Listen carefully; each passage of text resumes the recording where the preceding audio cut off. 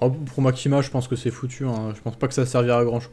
Tu vois, en fait, quand on fait. Tu sais, les gens qui font des théories sur le potentiel retour de Makima et tout, ils réfléchissent pas assez à ce que pense un auteur quand il crée quelque chose, en fait. Enfin, ça, c'est le cas aussi de beaucoup de théories, en fait, qui sont juste complexes pour être complexes. Faut se demander qu'est-ce qu'un retour de Makima il apporterait au manga. Bah, rien. Le personnage, il est bouclé. Il a raconté ce qu'il avait à raconter et c'est fini, quoi. S'il reviendrait, qu'est-ce que ça ferait? Ça raconterait quoi? Après, je suis sûr que Fujimoto, il peut raconter des trucs intéressants avec n'importe quoi, mais je pense pas que ce soit pertinent de ramener Makima, tu vois. Je pense pas que ça serve à grand chose pour l'intrigue.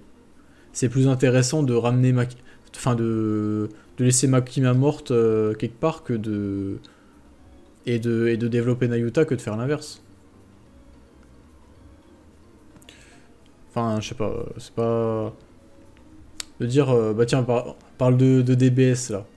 Je pense que DBS nous a assez bien montré en quoi ramener des anciens persos ça donnait jamais des trucs vraiment incroyables. Même si les persos étaient hyper iconiques, hyper charismatiques et tout. Enfin voilà. Je veux dire, tu vois, Makima, ce qui fait sa force, c'est que ce soit un perso toute l'appartient, tu vois. Si tu la ramènes, elle va juste perdre de son aura comme avant, en fait. Son arc est fini, c'est bon, faut pas la ramener. Tu vois, c'est pas... Enfin, voilà.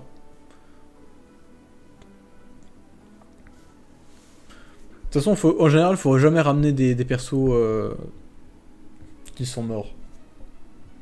À part si vraiment le mec il a prévu la résurrection, qu'il a un truc vraiment solide derrière pour raconter quelque chose avec. Genre je sais pas, par exemple, dans Game of Thrones, George Martin qui ressuscite. Dans les livres, hein, dans la série, ils l'ont pas ressuscité. Qui ressuscite. Comment? La mère des Stark, là, je me rappelle plus comment elle s'appelle. Enfin bref. La mère de John... Non, pas de John, du coup. La mère de... d'Arya, de Robb et tout. Qui la ressuscite après les noces pourpres. Et qui l'a fait devenir... Et qui, dans la résurrection, il y a un truc occulte qui se passe pas bien et qui fait que c'est à moitié un zombie qui a juste envie de buter tout le monde. Enfin bref, ça, c'est des trucs intéressants parce que tu vois, il ressuscite un perso, mais au final, c'est presque pire que si le perso était mort en fait. Donc ouais, t'as des trucs intéressants pour ressusciter des persos. Ouais, ou pareil, Nishi dans Gantz. Ou même c'est vrai que l'utilisation de la résurrection dans Gantz, elle est géniale aussi. Parce que dans Gantz, la résurrection, elle vient prouver que l'être humain n'est rien du tout en fait. En fait, la résurrection, c'est un truc hyper négatif dans Gantz. Parce que ça nous... Qu'est-ce que ça nous dit? Ça nous dit qu'en fait, l'humain, c'est juste un tas de molécules que juste avec une bonne... une technologie super avancée, ben, tu peux reconstruire comme tu veux. Comme si c'était rien du tout, comme si c'était, je sais pas moi,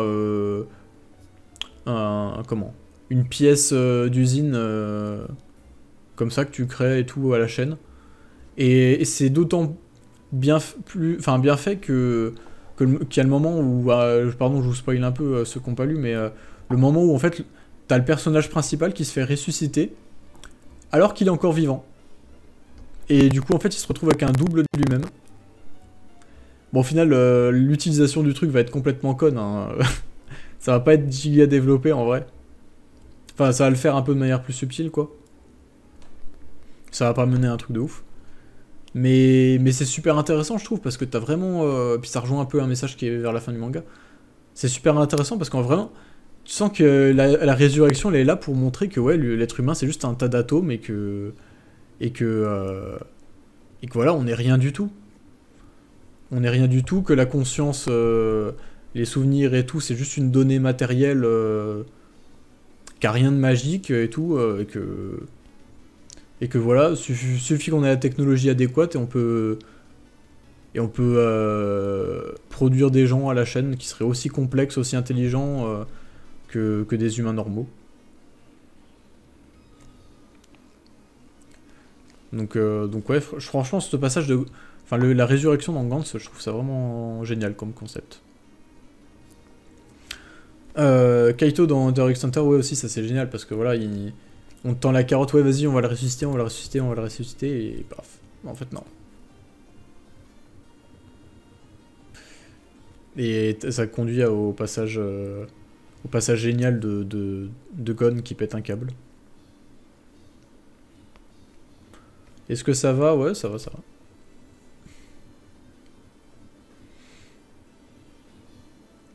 La SF qui implique que la téléportation tue le protagoniste pour ressusciter. C'est vrai que ça, c'est bien aussi. Ah tiens, un autre exemple vraiment génial de résurrection, entre guillemets, c'est Ajin. Ajin où en fait les persos, enfin, c'est pas vraiment une résurrection, mais c'est juste qu'ils meurent pas. Enfin si, en fait c'est une résurrection. C'est juste une résurrection instantanée, quoi. Et il y a un truc super intéressant dans Ajin, c'est que en fait les persos ils sont immortels, donc dès qu'ils crèvent, leur corps se reconstitue. Et un truc qui est super intéressant, qui est mis en avant par l'antagoniste qui menace de mort à un mec qui est censé être immortel, tu vois. C'est quand il dit que... Comment? En fait, quand t'as un Ajin, donc un mec immortel, quand tu le tues, il ressuscite à partir de la plus grosse partie de son corps, si tu veux. Ou alors, si les membres sont proches l'un de l'autre, il les rattache en quelque sorte. Genre il les... Je sais pas moi, imagine t'as un mec, tu lui coupes la tête, ben la tête se rattache au corps et hop, il ressuscite. Sauf que, si tu coupes la tête et que tu balances la tête trop loin, ben en fait le mec va ressusciter à partir de la plus grosse partie de son corps, donc le corps décapité, et il va créer une nouvelle tête. Et en fait le mec qui sera mort décapité, vous savez, quand on décapite quelqu'un, il est encore vivant pendant un certain temps. Et ben le mec décapité, il se verra en train de mourir avec son propre corps qui ressuscite avec une nouvelle tête. Tête qui est lui, tu vois, avec tous ses souvenirs, tous ces trucs-là. Sauf que lui, il sera toujours en train de crever la tête décapitée. Et il regardera un autre lui-même prendre sa place et mourir. Et je trouve ça pareil, c'est un concept qui est super intéressant parce que ça remet vachement en cause ce qu'est l'existence même de soi, quoi. Donc voilà. Du coup, oui, Ajin c'est génial.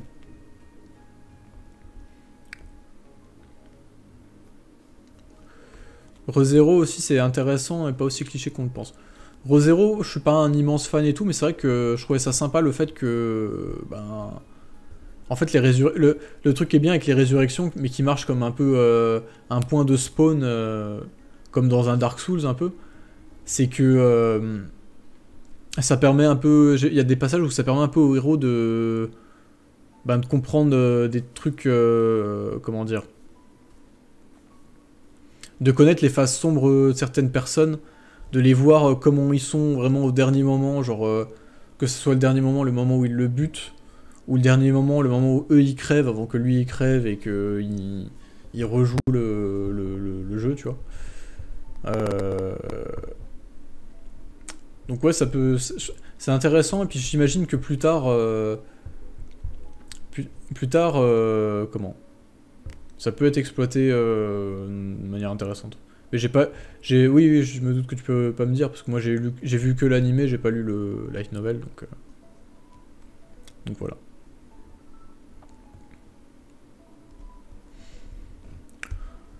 Enfin bref, c'est vrai que oui, donc tout ça pour dire que ouais, la résurrection en fiction, si c'est bien fait, ça peut être super intéressant. Ça peut être moteur de plein de trucs, d'énormément de messages, enfin bref. Donc ouais, c'est pas un truc à jeter si vous voulez. Mais quand tu ressuscites un personnage, en général, s'il n'y a pas de contrepartie derrière, ou si ça fait pas partie de... Si ça appuie pas un thème plus global et tout, c'est souvent de la merde. Hein. c'est souvent de la merde. Ouais, voilà, si les gens de l'équipe savaient ressusciter, ça aurait été nul à chier.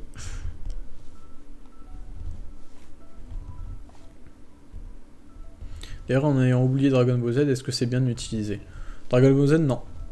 C'est pas bien d'utiliser la résurrection. Il y a des passages qui sont intéressants. C'est pas super bien utilisé, non. Enfin, genre, c'est un peu une facilité si tu veux.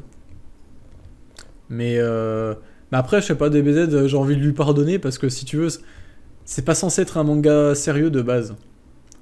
Genre, tu vois, je le pardonne parce que tu vois, c'est un manga qui est un peu devenu sérieux malgré lui, si tu veux. Donc, le fait que ça utilise des facilités scénaristiques comme ça, en mode bah t'inquiète, on ressuscite tout le monde et tout. Ouais, allez, je pardonne. Je pardonne. Puis c'est vrai que le paradis et l'enfer, je trouve ça marrant comme il le met en scène. Puis t'as toujours aussi une pression un peu dans le sens où, ben, c'est... Comment t'as souvent ce truc-là de... Ben, en fait, l'enjeu, c'est pas forcément de est-ce que les persos vont mourir ou pas.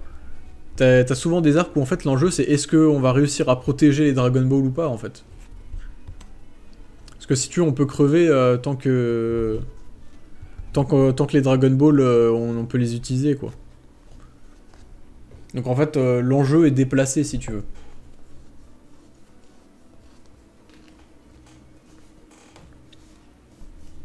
Mais après, ouais, voilà. Ça dépend. Et puis en plus, en général, si dans Dragon Ball, tu te fais latter la gueule et que tu ressuscites, enfin, que tu te dis vas-y, tant pis, je peux ressusciter, au final, ça change pas le problème parce que le méchant va revenir te latter la gueule derrière. Donc c'est pour ça qu'il faut quand même le battre au final. T'as le concept de résurrection dans Flower, Sun and Rain qui est intéressant, mais réussir à comprendre un truc à ce jeu, j'avoue que je m'y tenterai pas. Ok, je connais pas du tout. Mais comme truc intéressant aussi, dans le concept de résurrection, il y a un peu tous les Souls.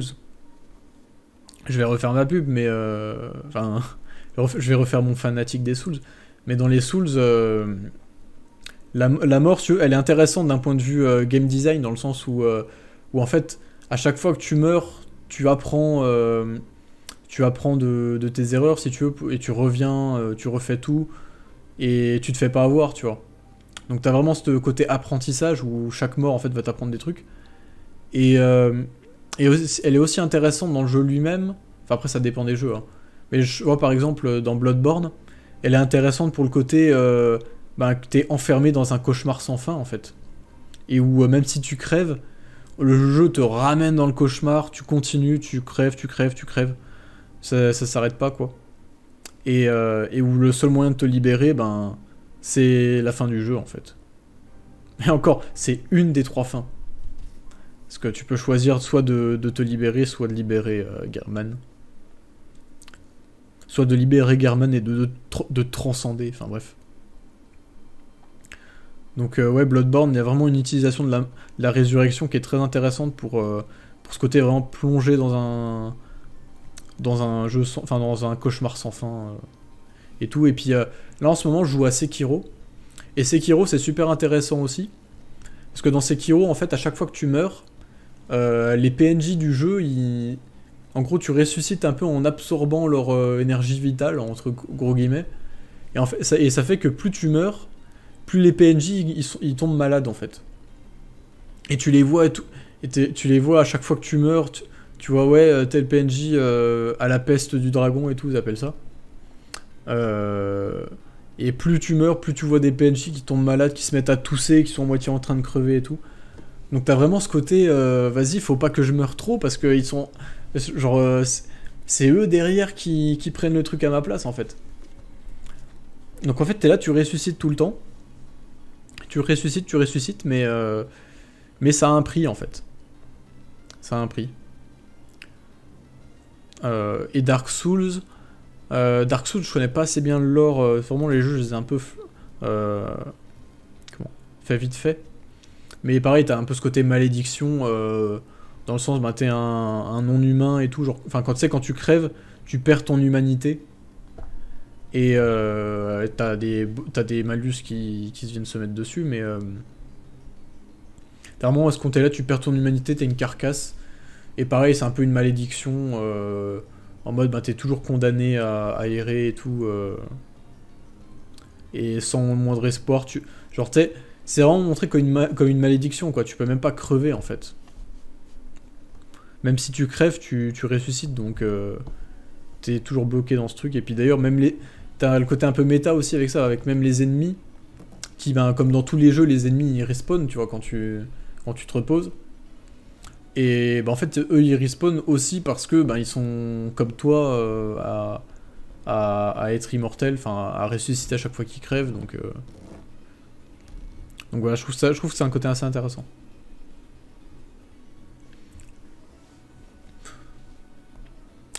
D'ailleurs, c'est un jeu qui joue sur quelle console? Alors, les Souls, ils sont tous sur PC. Enfin, tous les Souls sont sur toutes les plateformes, grosso modo, à peu près. Ben, sauf Nintendo. Et quoique, il y a Dark Souls 1 sur la Switch. Et sauf ben, Demon's Souls, qui est une exclue PS5, je crois. Je crois que c'est encore le cas. Enfin, le remake, qui est une exclu PS5. Mais c'est pas le plus intéressant. Et Bloodborne, bah, qui est que sur PS4, PS5. et qui toutes les 2 semaines, il y a une rumeur comme quoi il sort sur PC. Depuis 5 ans. Je te jure, enfin, même pas, ça fait 7 ans que le jeu est sorti. Ça fait 7 ans qu'il est sorti. Tous les mois, au moins tous les mois, il y a une rumeur comme quoi il sort sur PC. Les poissons qui y croient encore. Ah, mais mec, le jeu est incroyable. Hein. Faut que je me refasse les Dark Souls, mais je trouve pas le temps. Avant, en ce moment, je fais Sekiro, mais pareil, j'ai du mal.